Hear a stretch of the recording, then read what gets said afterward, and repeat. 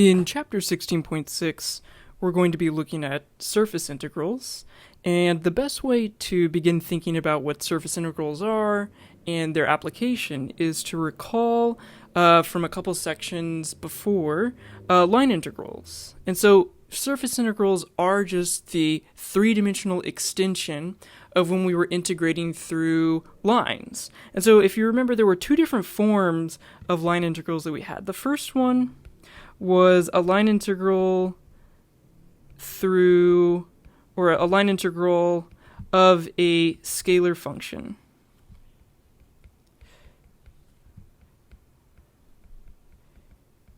And so that was where we were integrating, like we're used to, some function like f of xy. And that function could represent mass or height or something like that, and you would integrate along a curved path over that scalar function. And then the second type we learned was a line integral through a vector field.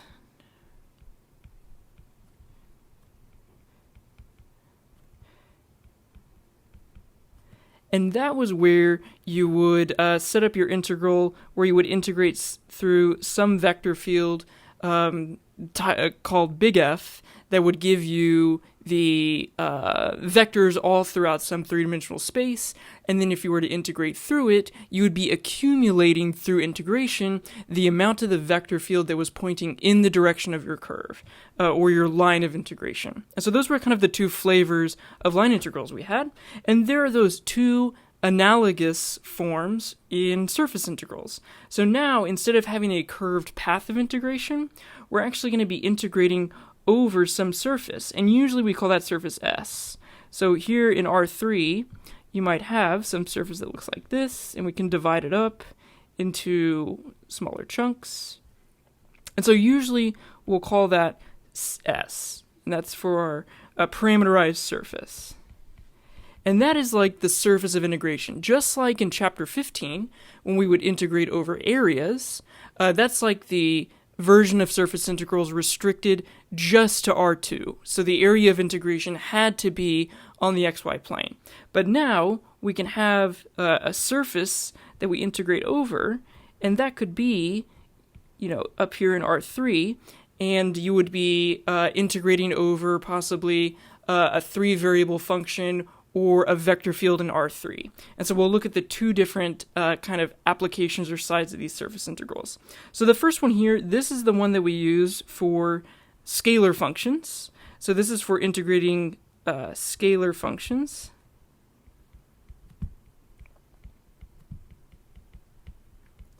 All right, and so that's what this is. So what this is, this part right here, the g, in this case, it's the g function. And what this means, g of f of u and v, g of u and v, h of u and v, these parts just mean that you need to rewrite the function you're integrating in terms of the parameter that you use to define the surface. So you have to parameterize this surface, right? And that's what we did in the last section. So we parameterize the surface. Right, so we describe it in terms of two variables, and u and v are our placeholder ones. And so all this is saying is you need to rewrite your scalar function you're integrating in terms,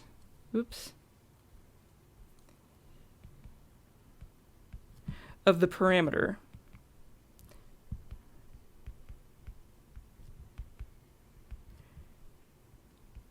that you use to define the surface.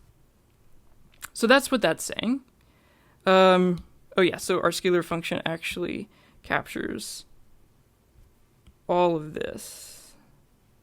So all of that is the scalar function. And then if you remember from the last section, this part, if you just integrate the magnitude of the cross product of the two partial derivatives, that is just the area of S. So you're multiplying the area with some scalar function and then adding up all those infinitely small areas. And so that's what you get with the scalar function version of a surface integral, and the interpretation of that can take on a couple different forms, mainly whatever the surface represents. So if g, the function you're integrating, is a mass density function,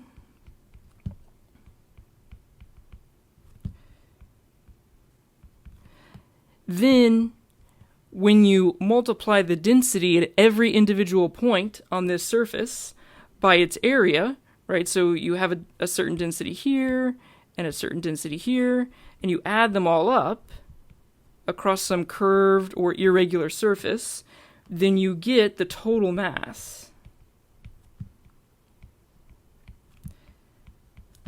of the surface. Now, it could also represent, if it's a charge density, right? So it would be the amount of electrical charge per unit area. Then the interpretation of that, of course, would be the total charge contained in the surface, right? And so this has big applications for electrical engineering and electrical analysis. You could imagine that this surface has some ununiformly distributed charge across it, and you could add it all up and get the total charge. So really, it's whatever the units of the function you're integrating are, that is going to be the interpretation of the scalar version of the surface integral. And now, this second version here, this is the vector version. So this is the vector field flavor.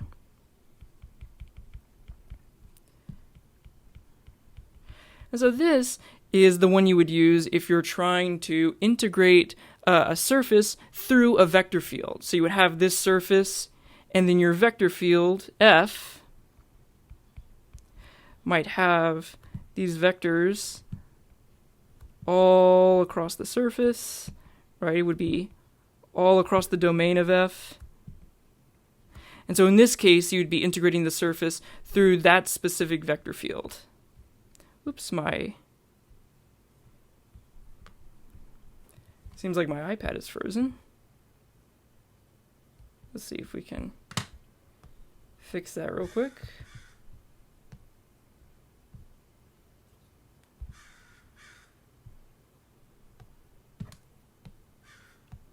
Okay, there we go. Sorry for the difficulty. And so this is what we use to integrate a surface through a vector field. And if you remember, just this part of it would give you the area of a surface, and now you're doing the dot product with the specific vector field. And again, this vector field must be written, so you must rewrite the vector field in terms of the parameters again.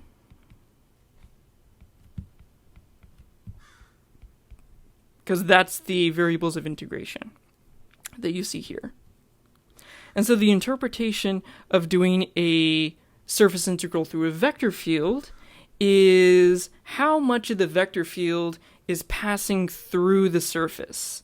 So you're finding, because it's the dot product, you see it's the dot product between the vector field and the tiny segments of area. These are like tiny segments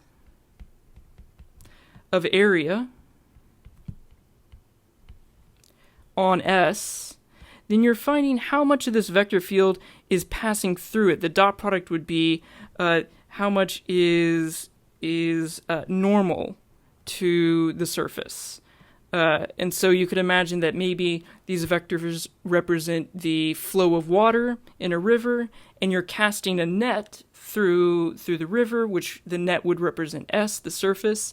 Then the surface integral would give you how much of the water flows through the net, given its certain properties. And so what we call that is flux. So flux is a term that is the amount of something. It could be anything flowing through a surface.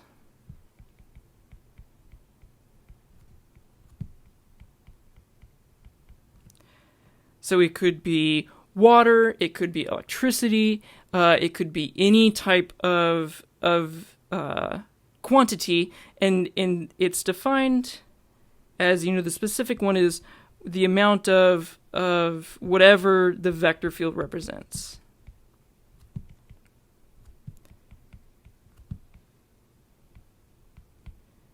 And so the amount passing through the surface is the flux.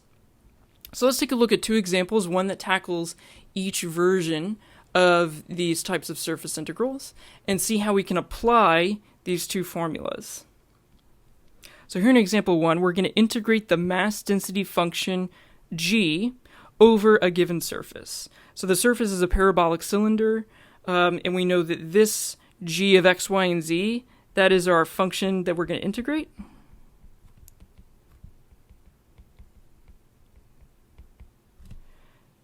And then the surface that we're going to integrate on is this parabolic cylinder. So let's just, for the sake of practice, sketch what this surface really looks like.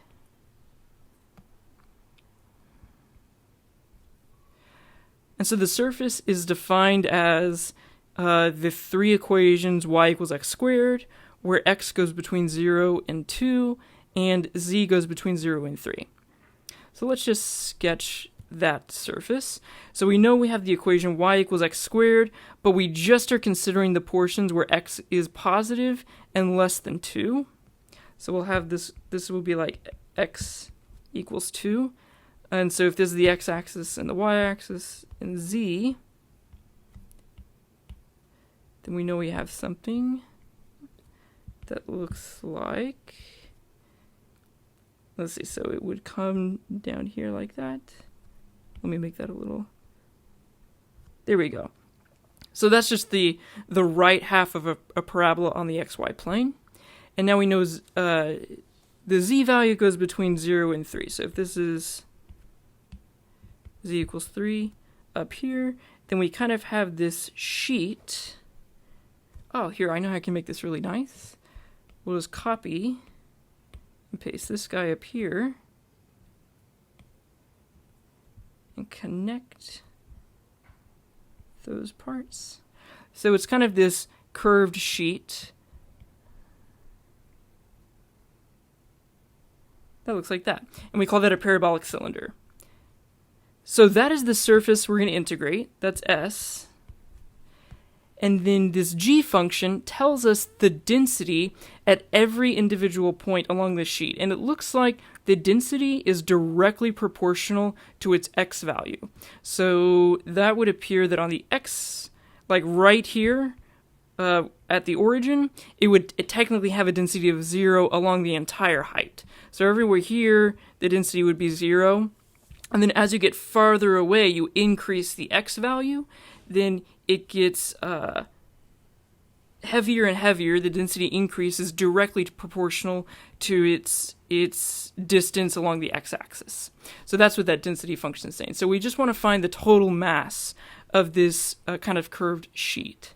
So the first thing we're going to do is let's write a parametric equation that gives us the surface. So let's rewrite our surface as a parametric function. So we'll call that S. And we'll just do, let's see, it gave us it in terms of x's and z's. So I'm going to use x and z as my two parameters. And so that's pretty easy. So for the x component, we know that we'll just use x, because that is one of our parameters. So x, and then z is our other one. So we know we can plug that in for z in the k direction. And now, to get the j component, y, we know that y is equal to x squared, right? And so that gives us the j component. So that'll just be x squared in the j direction. So we rewrote this surface in terms of two parameters. So we correctly parameterized the surface. Now we just have to put a couple bounds here to complete the parameterization. So we know that x needs to go between 0 and 2, and z goes between 0 and 3. So that is a complete parameterization of the surface we're going to integrate on.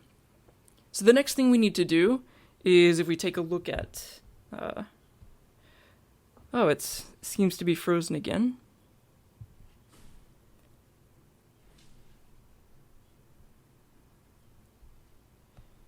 If we take a look at the equation we're going to use, then we know we need to calculate the cross product between the two partial derivatives in the x and the z direction. So we just need to now calculate s with respect to x and s with respect to z, right? Because I'm finding these components right here. Oh wait, I'm sorry. We're finding these components right here, x and sr. So in the x partial derivative, it'll just be 1i. So that gives us I plus 2xj and 0k. And then s, the partial derivative with respect to z, is just going to be 1k. So it's just k. Now we can take the cross product of these two, crossed with sz. That cross product will just be, let me set up the matrix. So it's going to be 1, 2, 0, 2x, 0, and then 0, 0, 1. And when you do that cross product, you end up getting 2xi plus 1j. And now we just need to take the magnitude of this.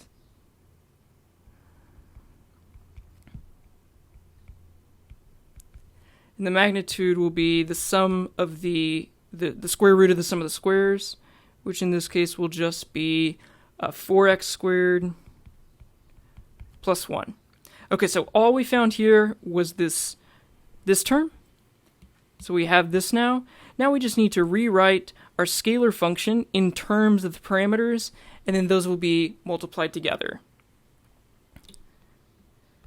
So now let's write g. So rewrite g in terms of x and z.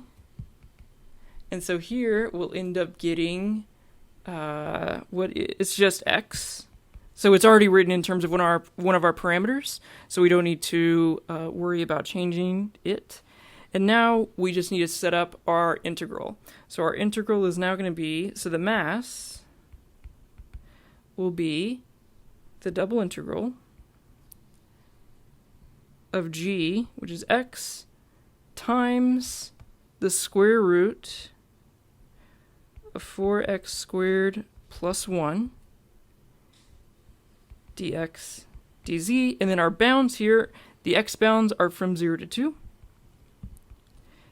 And the z bounds are from 0 to 3. And remember, I got those up here from the bounds of our parameterization, so the area that we're integrating over. And so this should work out relatively nicely. Let me just move this out of the way so we can see what we're doing. Okay, so this is just going to be a u substitution. If you let u equal 4x squared plus 1, you can do the u sub pretty easily, and that will come out to be this integral here. Yeah, you'll get a 1/12 times the inside function raised to the 1/2 plus 1, which would be 3/2. All evaluated from 0 to 2 dz. And then this one is also really easy. It's just a power rule again, you could do a u sub, and that will come out to being a simplified answer of 17 square root of 17 minus 1 over 4. So that is the simplified exact mass of this parabolic cylinder, given that the density of it is directly proportional to its position along the x-axis. Okay, fantastic. So that was integrating a scalar function that happened to give us the density over a surface that was a parabolic cylinder in R3. So now let's look at the second example, and this is going to be the other type of surface integrals you can do, and this one would be a surface integral through a vector field where you're trying to find the flux of the vector field through the surface. So you're finding how much of the vector field is going through a certain surface. And so it looks like in example 2 we're working with another parabolic cylinder, and here is our vector field. So this will be all the vectors in space, and we want to find out how much is going through the surface. Let's just sketch what our surface looks like one more time. So we have x, y, and z.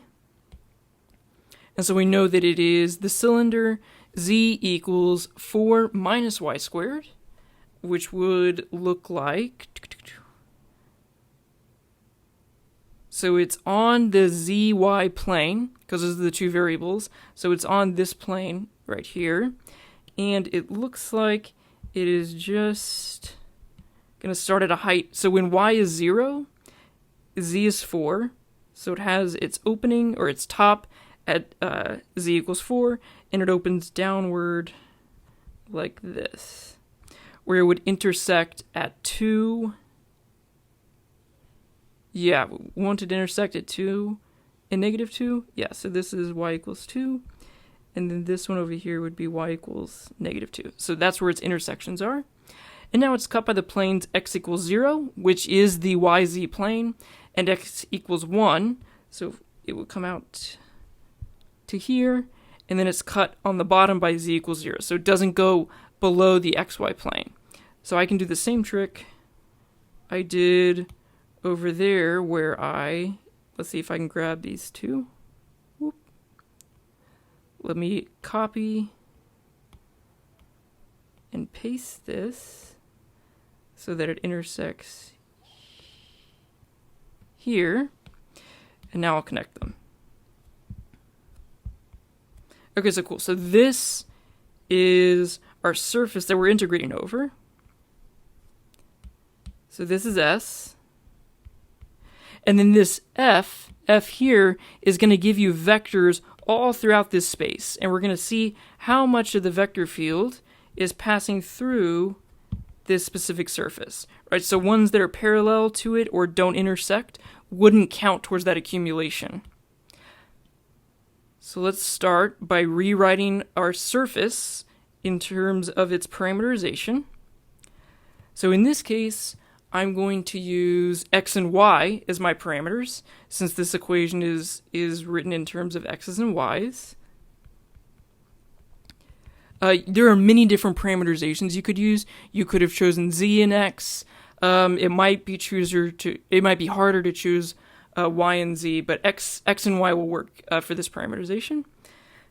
So we know we'll just get x in the I direction and y in the j direction, and now z is just equal to 4 minus y squared. So that whole quantity can be the k component.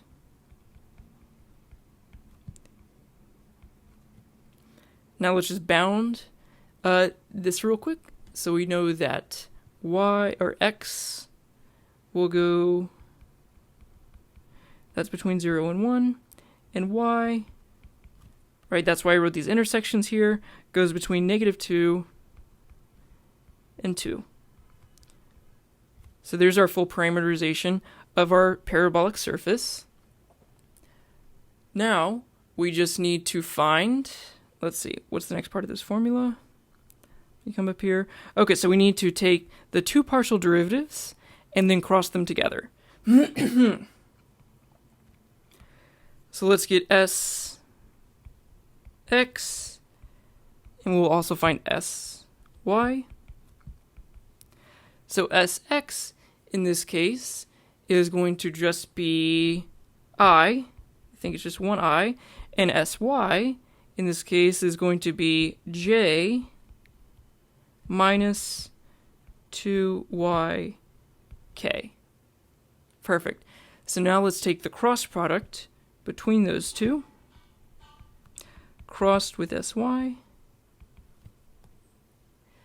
That is going to be, you can set up the cross product matrix, but it comes out to be 2yj plus 1k. So now we have this second term, really. So now we just need to dot it with the vector field written in terms of our parameters. So let's rewrite f, our vector field, in terms of just x's and y's. So in this case, it's z squared in the I direction, which means it's going to be 4 minus y squared. 4 minus y squared, because it's z squared, I, plus xj minus 3 times 4 minus y squared in the k direction. Right, so I just plugged in our parameterization here into the vector field. Now we can do the dot product between the two. So if we do the dot product of f dotted with this crossed with sy, so that's going to be, we're dotting this cross product with this vector field. That's going to give us the entire integrand. So we have 0i plus, in the j direction we'll get 2xy, so 2xy minus 1 times negative 3 times 4 minus y squared. So there you go. That's the whole integrand for this problem. So we'll end up getting the double integral. So we know, flux is going to be the double integral of what we just found, 2xy minus 3 times 4 minus y squared. All of that dy dx, where our bounds in the y direction were negative 2 to 2, and in the x direction it was 0 to 1. And again, you can expand out the integrand, and then it becomes a super easy power rule integration, and that will give you a final flux of negative 32. Now this is kind of interesting that we got a negative answer. So the interpretation of that would be, whenever you're finding the flux through a surface, you needed to define a positive orientation to that surface, and typically we call that the outward orientation. And so that needs to be predetermined and defined. And so you have the outward orientation. And so in this case, it could be this way. So that would be the outward orientation. The other way would be pointing inward. So one side of that surface has to be the outward orientation that you define the surface as. And so you accumulate positive flux when the vectors are going through the surface in the direction of the positive orientation. So a vector that looks like this in the field, right, that would give you positive flux, because it's both going through the surface and going through it in the positive direction. Now, you can also accumulate negative flux if the vectors are going through the surface this way. So if part of your vector field is going through the surface in the opposite direction, that would be negative flux. So you can accumulate flux both positive and negative depending on which way it's passing through the surface. And so getting an answer of negative 32 means that for this specific surface, more of this vector field was passing through it in the negative orientation rather than the outward orientation. And so that just means That's why we would get a negative answer for flux, and that's totally reasonable and acceptable. But that's the interpretation behind it.